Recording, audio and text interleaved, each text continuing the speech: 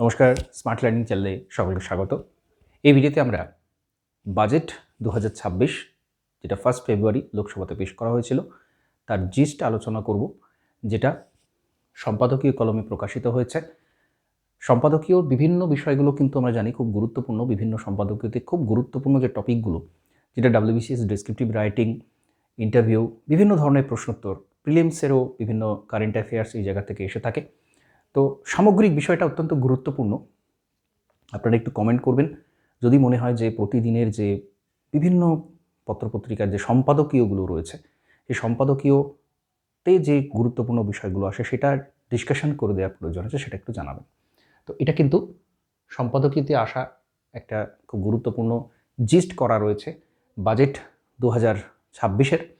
তো এখানে কি কি বলা আছে আমাদের বাজেটে, একেবারে হাইলাইটেড পয়েন্টগুলো কী কী, সেটা আমি ছোট করে আলোচনা করব। তো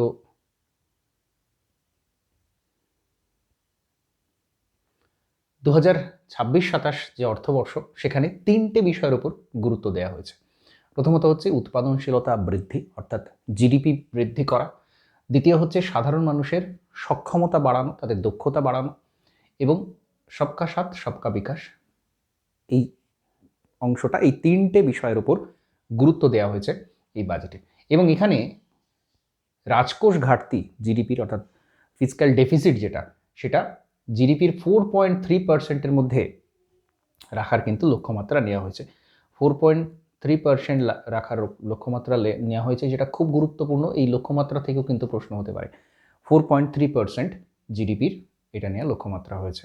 এবং সেমিকন্ডাক্টর মিশন 2.0 এটা চালু করার প্রস্তাব দেওয়া হয়েছে।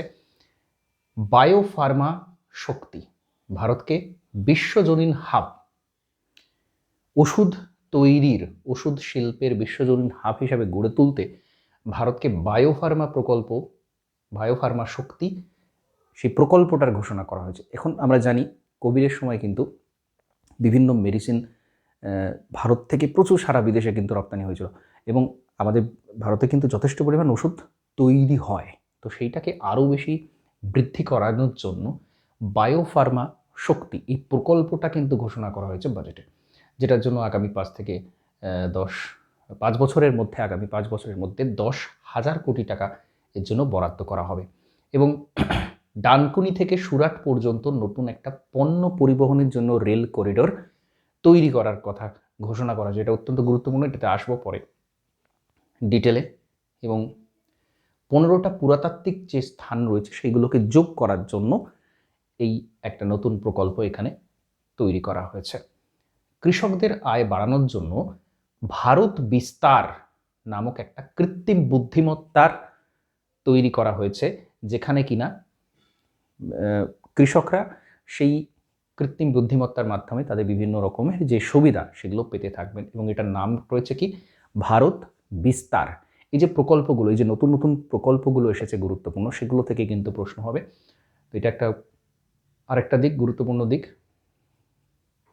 নতুন আয়কর আইন কার্যকর হবে 2026-এর এপ্রিল মাস থেকে। বিদেশি বিনিয়োগ টানার জন্য তথ্য প্রযুক্তিকে আরও বেশি সেই জায়গাতে যাতে বিদেশি বিনিয়োগ আসে, তার জন্য কিছু কর ছাড়ের কথা বলা হয়েছে।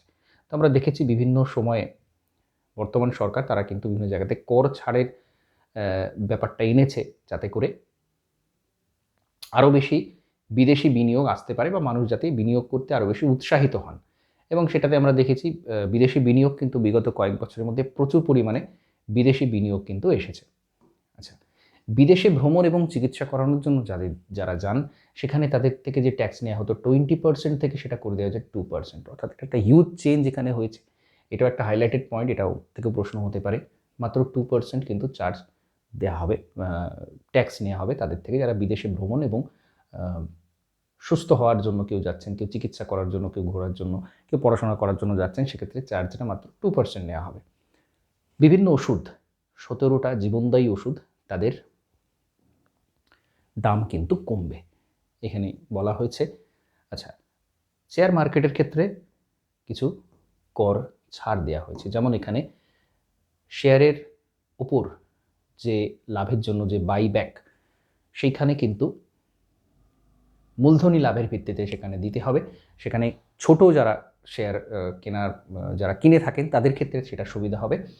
কিন্তু এখানে একটা বিষয় কি, ফিউচার এবং অপশন লেনদেনের ক্ষেত্রে অনেক সময় ফিউচার লেনদেনের জন্য আগে থেকে যে চুক্তিগুলো হয়ে থাকে সেই ধরনের যে লেনদেন, সেখানে কিন্তু ট্যাক্স কিছুটা বাড়ানো হয়েছে, transaction tax, security transaction tax যেটাকে বলা হয়, সেটা বাড়ানো হয়েছে।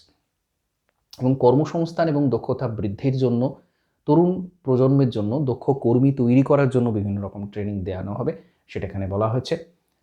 স্বাস্থ্য পরিষেবার ক্ষেত্রে আগামী 5 বছরের মধ্যে বিভিন্ন 1 লক্ষ স্বাস্থ্যকর্মী এবং সহযোগী পেশাদার নিয়োগ করা হবে। স্বাস্থ্যক্ষেত্রে উন্নয়নের জন্য এটা একটা গুরুত্বপূর্ণ দিক। আমাদের বিভিন্ন যে ডেসক্রিপটিভ রাইটিংগুলো করতে হয়, সেটা অপশনাল সাবজেক্টের ক্ষেত্রে হতে পারে, বাংলা ইংরেজির ক্ষেত্রে হতে পারে, বা ইন্টারভিউর ক্ষেত্রে হতে পারে। সেখানে কিন্তু আমরা এই তথ্যগুলো ব্যবহার করতে পারবো। সবসময় যেটা প্রিলিমসে বা মেন্সের এমসিকিউতে পাবো সেরকম নয়।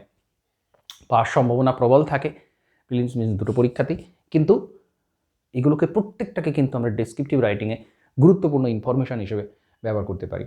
ছাত্রীদের পড়াশোনার জন্য, অর্থাৎ মহিলাদের যাতে তারা আরও বেশি পড়াশোনাতে উৎসাহিত হয়, প্রত্যেকটা জেলাতে তাদের জন্য কিন্তু গার্লস হোস্টেল তৈরি করার কথা এখানে বলা হয়েছে।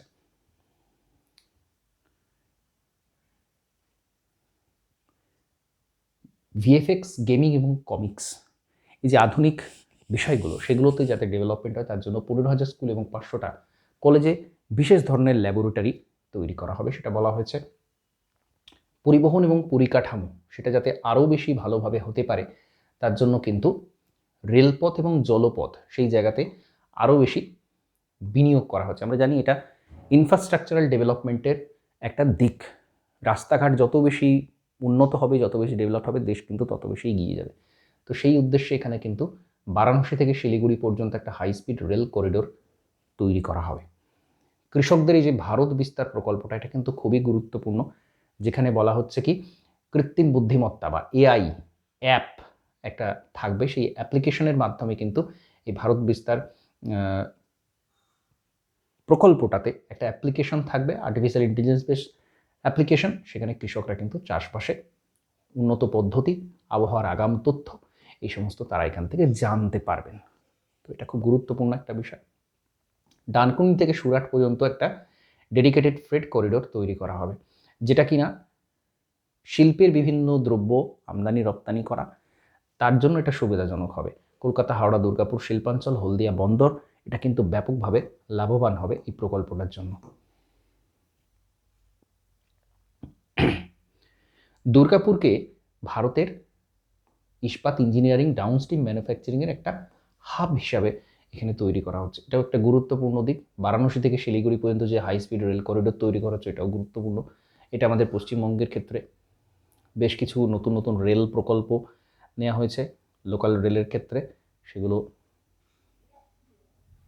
এখানে রয়েছে। এবং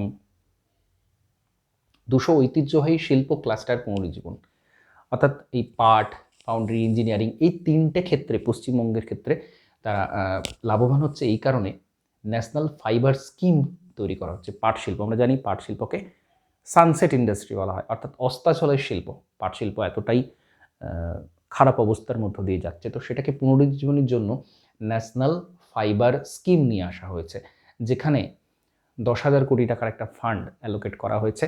অর্থাৎ আগামী দিনে আমরা দেখতে পাবো, আমরা জানি বিভিন্ন জায়গাতে প্রশ্ন হয়, বিশেষ করে জিওগ্রাফি অপশনাল যাদের আছে, যে এই ধরনের যে শিল্পগুলো, পাট শিল্প, এর ভবিষ্যৎ কী বা কী কী সমস্যার দিক রয়েছে। তো সেখানে এই যে বিষয়টা, একটা নতুন প্রকল্প নিয়ে আসা হলো, এখানে বরাদ্দ করা হলো, এই জিনিসগুলো কিন্তু একটু হাইলাইট করতে হয়, এটা গুরুত্বপূর্ণ।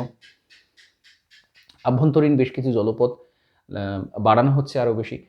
ই বাস, অনেকগুলো ই বাস নামানো হবে যাতে করে পরিবেশ বান্ধব হয় যাতায়াত করা। কৃষি, মৎস্য এবং গ্রামীণ অর্থনীতির ক্ষেত্রে মেদিনীপুরে ভ্যালু চেন নারকেল উন্নয়ন প্রকল্প এবং এফপিওর মাধ্যমে গ্রামীণ কর্মসংস্থান, এগুলো করা হচ্ছে। এবং রাজ্যগুলোর করভাগ 41% থাকছে।